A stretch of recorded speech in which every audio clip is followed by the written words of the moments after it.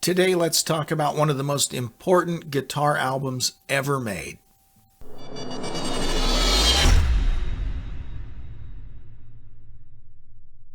Hi, welcome to Classic Guitar Rock. I'm Jeremy, and today I want to talk about this album, the Jimi Hendrix Experience. Are You Experienced? Released May 12th, 1967. Now, just for some context, I was born in August of 1967. So this album is about the same age as me. And man, it is an important album. Let me just say this. This is my theory about guitar playing.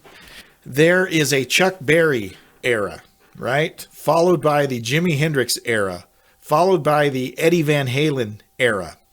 And then I don't know where it goes after that.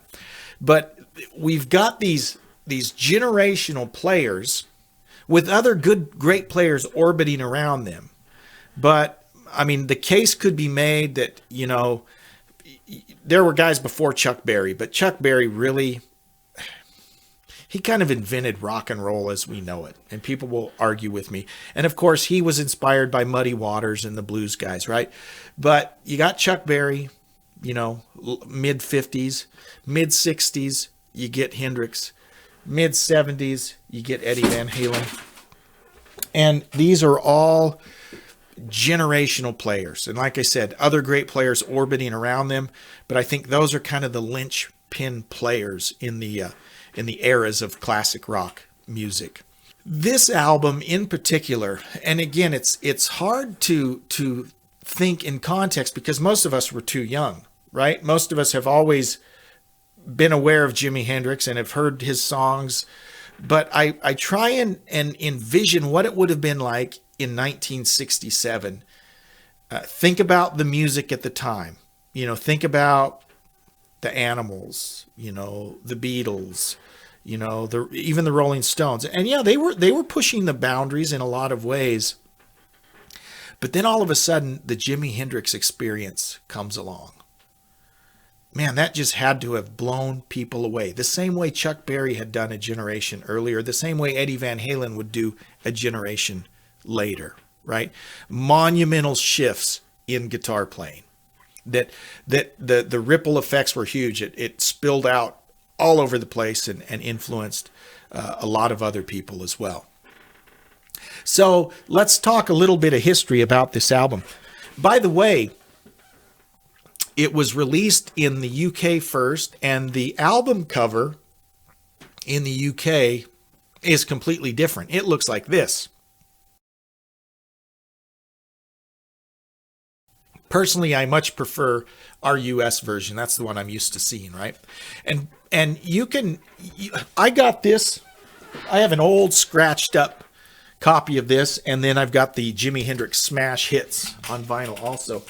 But I got this at Walmart for $14. How could I not buy this on 180 gram vinyl? How could I not buy this for $14? Are you kidding me? Sounds great. Anyways, let's talk about this record. In the mid-60s, here's Jimi Hendrix, going by the name of Jimmy James, by the way, in a band called Jimmy James and the Flames. He had spent much of after getting out of the Army, he had spent much of his time playing in various R&B bands. He backed, I think, James Brown at one time. No, is it James? Not James Brown, Little Richard. He backed Little Richard at one time. And you can find the old black and white pictures of him dressed all, you know, nice and neat, you know, as the back line in this R&B band, right? Well, in 1966, and we can thank Keith Richards' girlfriend, Linda Keith, for discovering, I don't know. She saw him playing at a club and recommended him to her boyfriend, Keith. And of course, he was blown away by him, and he recommended him to his manager. So the Rolling Stones manager comes along. This was Andrew Loog Oldham and Seymour Stein, okay, who were the management of the Rolling Stones. They didn't see it, okay, they didn't get it. They passed on Jimi Hendrix. But Chaz Chandler, who was in the Animals and was kind of exiting the Animals and was looking to get into being a manager and all of this stuff. He loved Hendrix, and he goes and sees him in Greenwich Village, and he gets him to go over to England.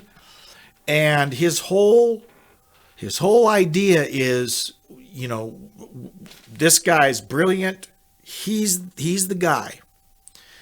And so he recruited band members, and I think the first one that came along was Mitch Mitchell, the drummer.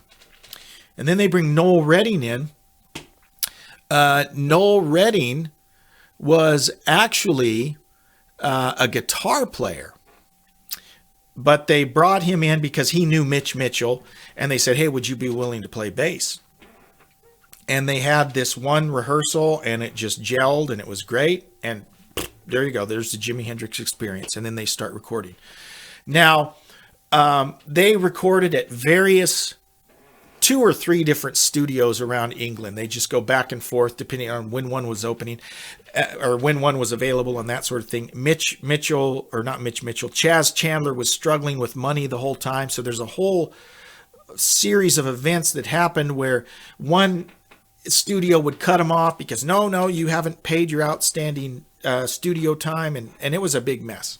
And they ran around to various different studios. Then at some point, Eddie Kramer was involved.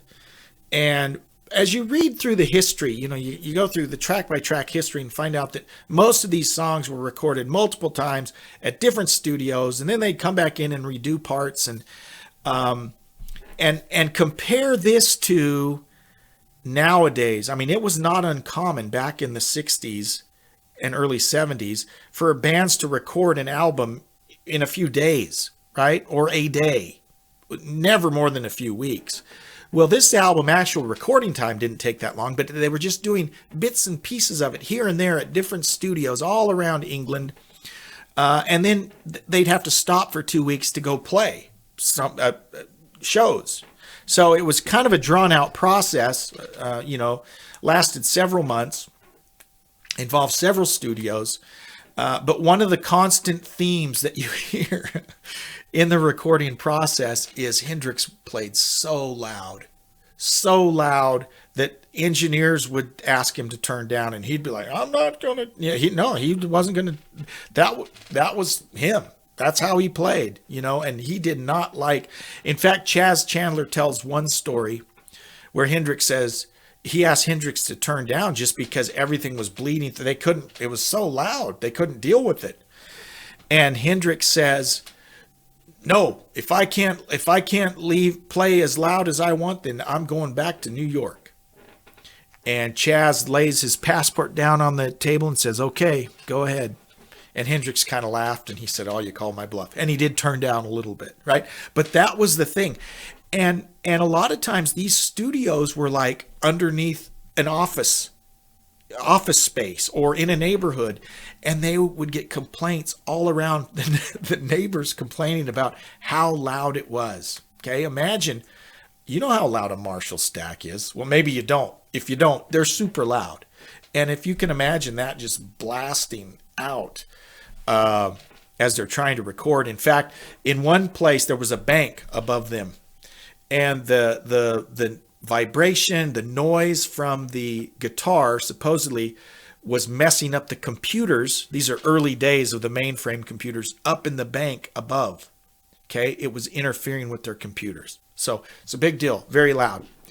Another thing that we see is Hendrix was really starting to write stuff. Up until this point, he'd been playing a lot of covers, and there's covers on this album as well.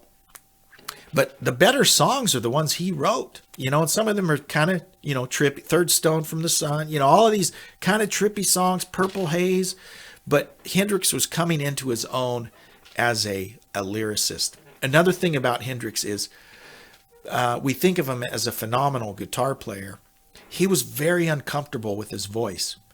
And when he would record his vocal parts, he would want there to be like a curtain. He didn't want anyone to see him when he recorded his vocal parts. So that was interesting. Another thing that we see looking at this album is Noel and Mitch, the rhythm section, they were given little to no input by design. And Chaz Chandler even said that. He said, hey, Jimmy's the focus. We don't have time to be listening to Noel Redding talk for 15 minutes about what he thinks we should do. And Chaz's like, we don't care. Okay. It's Hendrix. You guys are here to support Jimmy. And that's what you're doing. And that's what they did. Right. So again, kind of a long drawn out process, but think of the songs that are on this album. By the way, the UK version is different. Let me give you the track listing for the UK and international version. It's very different, right? Side 1 on the UK version, Foxy Lady, Manic Depression, Red House, which is not on the US version at all. Can You See Me, Lover Confusion, I Don't Live Today. Side 2 was May This Be Love, Fire, Third Stone from the Sun, Remember, and then Are You Experienced? Okay. On the US version, side 1 is Purple Haze, Manic Depression, Hey Joe, Lover Confusion, May This Be Love, I Don't Live Today. Side 2, okay, has Wind Cries Mary. That one's not even on the UK version. Fire, Third Stone from the Sun, Foxy Lady, and Are You Experienced? One interesting thing is Foxy Lady on the UK version is spelled Foxy. On the US version, it's Foxey. I don't know why. Okay. And obviously the album art's different, but we're all familiar with the staples, right? We've all heard Purple Haze. We've all heard Foxy Lady. We've probably all heard Fire. We've probably all heard Manic Depression. But man, when you dig in and listen to these, Third Stone from the Sun, for instance, Are You Experienced? You probably heard that one too, but just very out there, very experimental, and totally pushing the boundaries. And you can totally see why people were just blown away by this album. It's got to be in the top 3 of guitar albums in my mind. Okay, it's got to be in the top 3. The influence that some people say Hendrix was the first metal guitar. It's funny how everyone wants to claim him, right? He was the first metal guitarist. Well, I don't know if I'd call him a metal guitarist, but he absolutely influenced the metal guys that would come later. You hear Hendrixisms from there are obvious ones like Robin Trower, Stevie Ray Vaughan. You hear some, even when you hear a Jeff Beck or a Ritchie Blackmore, you can hear the influence of Hendrix in a lot of that playing. And again, as is the case with so many of these artists that we lose too soon, you got to wonder what would have happened. What would have happened if Jimmy had not died? And sadly, he was a member of the 27 Club, right? There's this whole dozens of famous musicians that have died at the age of 27, and he was one of those, and that was really a tragedy. But this album is one that should be in every classic rock album collection, in my mind, because it's a foundational album. It's a blueprint album. It's an album that meant so much to so many musicians and non-musicians alike. It was just really an icon of the times, and is a very important album and one that we should all own. Love to hear your thoughts on this. Leave your comments, and if you haven't done yet, so please take a minute and subscribe, and we'll see you next time on Classic Guitar Rock. Bye-bye.